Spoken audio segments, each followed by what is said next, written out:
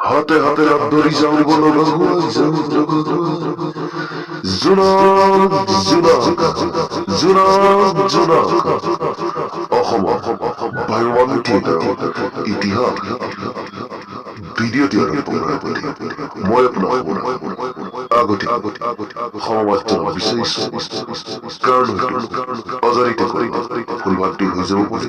সমাজজনক বিচাৰি মই আপোনাক খবৰ বিপ্লৱমূলক অসম গণ পৰিষদ চৰকাৰৰ দিনত ভাইৰৱান থিয়েটাৰৰ কোনসকল শিল্পীক পেঞ্চন দিয়া ব্যৱস্থা কৰিছিল উত্তৰ ভাইৰৱান থিয়েটাৰৰ আজীৱন কটোৱা বৃদ্ধ শিল্পীসকলক অসমৰ কোনটো সমস্যা ভাইৰৱান থিয়েটাৰে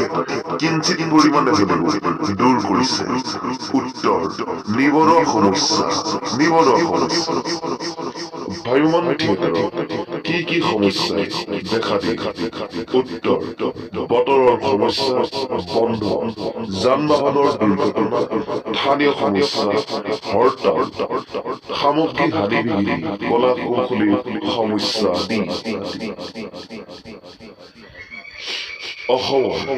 ভাইৰৱান থিয়েটাৰৰ একমাত্ৰ সম্পূৰ্ণ নাটক ভৱেন্দ্ৰনাথ শইকীয়াদেৱৰ জোনাক